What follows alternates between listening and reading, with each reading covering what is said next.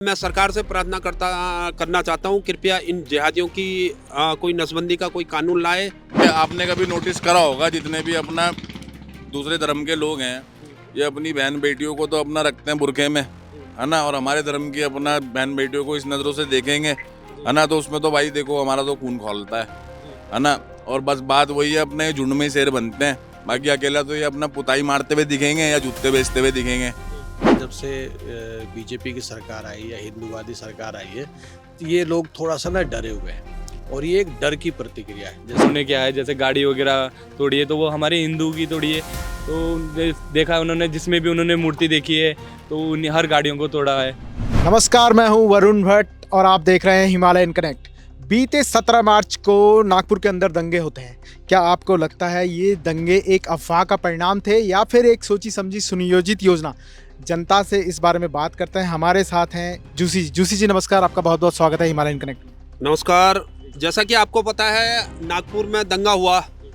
नागपुर में जिहादियों की संख्या सिर्फ 9% है और 91% हिंदुओं की जनसंख्या है। और दूसरी बात है, नागपुर आरएसएस का मुख्यालय है। और एक और बात है, वहाँ का सांसद भी हिंदू है, वहाँ का विधायक भी हिंदू है, वहाँ के सब पार्षद हिंदू हैं। फिर भी हिंदू बहुल क्षेत्र में अगर ऐसे अत्याचार होते हैं तो फिर बेकार है। हमने भारतीय जनता पार्टी को वोट विकास के लिए नहीं दिया है, हमने भारतीय जनता पार्टी को वोट इसलिए दिया है कि ये इन जिहादियों पर लगाम लगाए, ये करे। मैं सरकार से प्रार्थना करना चाहता हूँ, कृपया इन जिहादियों की कोई नसबंदी का कोई कानून लाए कि जो ये क्या नाम दंगा फसाद करता है, जेल जाने से पहले इसको अस्पताल ले जाया जाए, इनकी नसबंदी की जाए, उसके बाद इन्हें अस्पताल ले जाया जाए।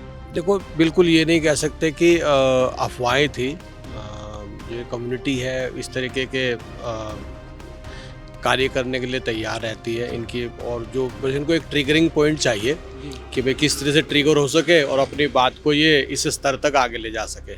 तो थोड़ा दोनों चीज़ें हैं, वो सुनियोजित साजिश भी है और साथ साथ उनको जो उनके धर्मगुरुओं ने उनको जिस तरह से भड़काया कि भाई कुरान शरीफ को जलाया जा रहा है, उसकी आयतों को जला रहा है, जिससे जो उसमें जो लोअर तबके के लोग हैं, जो कम पढ़े लिखे हैं, वो उनकी बातों में आते हैं, बहकावे में आते हैं, जिसकी वजह से वो इस तरीके की असामाजिक हरकतें करने के लिए अपने आप को तत्पर पाते हैं।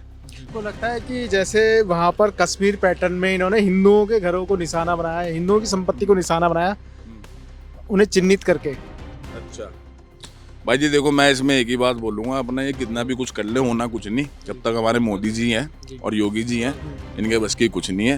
भाई जी, ये भारतवर्ष है, ये हिंदू राष्ट्र है, ठीक है भाई जी। और हिंदू राष्ट्र है तो भाई जी ये हिंदुओं का ही रहेगा। ये तो शरणार्थी है हमारे यहाँ ना।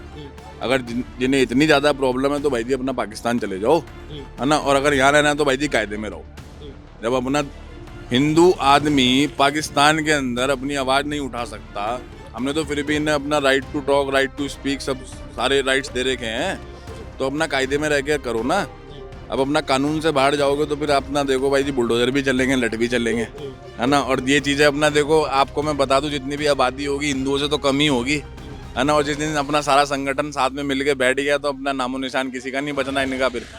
तो इसलिए मैं तो यही कहूँगा कि देखो, हमारा भारतवर्ष है, मिलजुल के रहो, अपना कायदे में रहोगे तो फ़ायदे में रहोगे, कायदे से बाहर जाओगे तो नुकसान किसका है? इन्हीं का नुकसान है भाई जी। और बाकी देखो जी, मैंने तो बचपन से आज देखो 30 साल उम्र होगी, यही देखा जी, अपना झुंड में शेर बनते हैं, है ना। अकेले कुछ नहीं है जी, कुछ भी। और कभी आप देखना, अगर कोई हिंदू होगा अकेले में ना, तो भाई जी वो शेर है तो शेर ही रहता है वो। आप सबने तो देखा है कि वहाँ पे जिसमें मतलब उन्होंने क्या है, जैसे गाड़ी वगैरह तोड़ी है तो वो हमारे हिंदू की तोड़ी है। तो देखा उन्होंने, जिसमें भी उन्होंने मूर्ति देखी है तो हर गाड़ियों को तोड़ा है। तो आप सभी देख रहे हो, धीरे धीरे ये हमारे इधर भी होगा, क्योंकि अभी जहाँ मुस्लिम कम है तो वो अभी चुप रहते हैं। जिस दिन उनकी संख्या बढ़ जाएगी उस दिन तो वो हमारे ऊपर भारी पड़ेंगे। आप देख ही रहे हो, देहरादून में भी दिन प्रतिदिन हम रोज़ की खबरें सुन रहे हैं, तो हर जहाँ ना कहाँ हम मुस्लिमों का ही वो है। तो मैं सभी भाइयों से ये कहता हूँ कि सब मिलकर चले तो मिलके रहें तो अच्छा रहेगा। आगे आने वाली परिस्थितियों से भी हम बच के चलेंगे। अब ये मुस्लिम तो बढ़ते जा रहे हैं दिन प्रतिदिन, तो इनसे थोड़ा सतर्क रहें। ये जिहादी बहुत ही डरपोक को कौम है, ये हमेशा समूह में हमला करती है। नागपुर में भी ऐसे ही हुआ। नागपुर में जो दंगा था बिल्कुल पूर्व नियोजित था। इनने पेट्रोल बम, ईंट इकट्ठी कर रखी, सब कुछ इकट्ठी कर रखी। ये अचानक नहीं हुआ, एकदम से नागपुर का जो दंगा है बिल्कुल पूर्व नियोजित था। क्या नाम है कि जिस गाड़ी में शिव जी की फोटो, पार्वती जी की फोटो या हनुमान जी की फोटो थी, सिर्फ वही गाड़ी चलाई गई।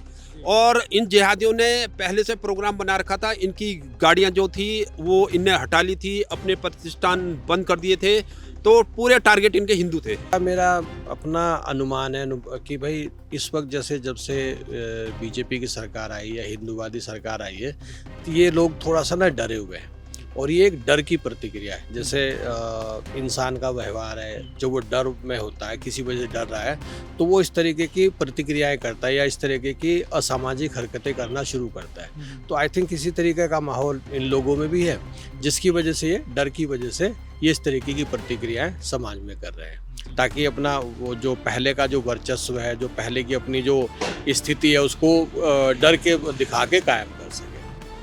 अच्छा, जिस तरीके से इन्होंने कहा कि अफवाह के कारण ये दंगे फैले, अभी भी ये कह रहे हैं कि अफवाह के कारण ये दंगे फैले, आप मानते हैं कि अफवाह के कारण ये दंगे फैले? अगर अफवाह के कारण फैले तो इतनी सारी प्लानिंग कैसे पहले से तैयार? अरे भाई जी, अफवाह के कारण कोई दंगे नहीं फैलते। ये बात ये होती है, ये लोग करते हैं मौके का इंतज़ार।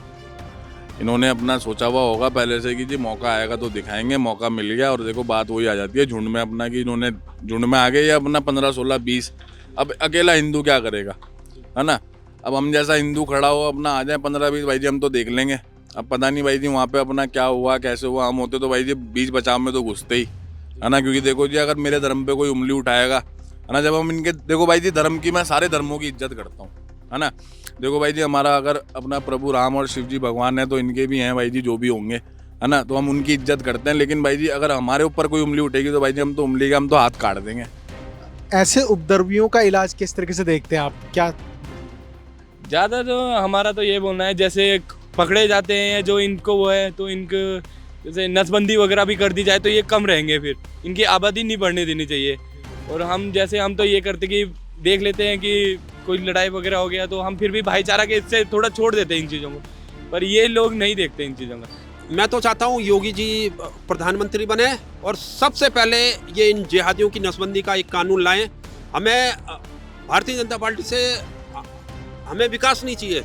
हम भारतीय जनता पार्टी को विकास के लिए भी वोट नहीं देते, हम भारतीय जनता पार्टी को वोट देते हैं इन जिहादियों की रोकथाम के लिए। इस तरीके से हमने देखा, छावा मूवी आती है, उसमें औरंगजेब का जो किरदार था उसे लेकर एक बार फिर से राजनीति गर्माती है, उसी के पीछे दंगा भी होता है। ऐसे में क्या आपको लगता है कि जो औरंगजेब की कब्र है, क्या उसे वाकई में वहाँ से हटा देना चाहिए? देखो, दुनिया के अधिकतर देशों में किसी ने भी जो अपने देश में आक्रमण करने वाले आक्रांताएं हैं, उनको कभी भी इस तरीके का सम्मान नहीं दिया। यहाँ तक कि अगर आप देखोगे, चीन जब जापान से आज़ाद हुआ था 1945 में, तो उस वक्त चीन ने सबसे पहला काम ये था कि जापान के जितने भी मॉन्यूमेंट्स थे, जितने भी वहाँ के लीडर्स थे, उनको सब मॉन्यूमेंट्स को वहाँ से हटा दिया था, सब प्रतीक चिन्हों को वहाँ से हटा दिया था। तो आई थिंक किसी तरह से औरंगजेब या जो ये और मुस्लिम शासक हैं, ये लोग भी आक्रांताओं की तरह है। इनका महिमा मंडित करने का मेरे को नहीं लगता कोई एक औचित्य बनता है कि हमें इसको रखना चाहिए। हाँ, बाकी जैसे सुना है कि आर्कियोलॉजिकल सर्वे भी उसके ऊपर सालाना बहुत सारा खर्चा करती है, तो उन सब चीज़ों को भी कानून के स्तर पे देखा जाए और एक उचित निर्णय लिया जाए। तो अगर व्यक्तिगत रूप से कहें तो नहीं होना चाहिए, है ना, इन चीज़ों को हमें समर्थन नहीं देना चाहिए।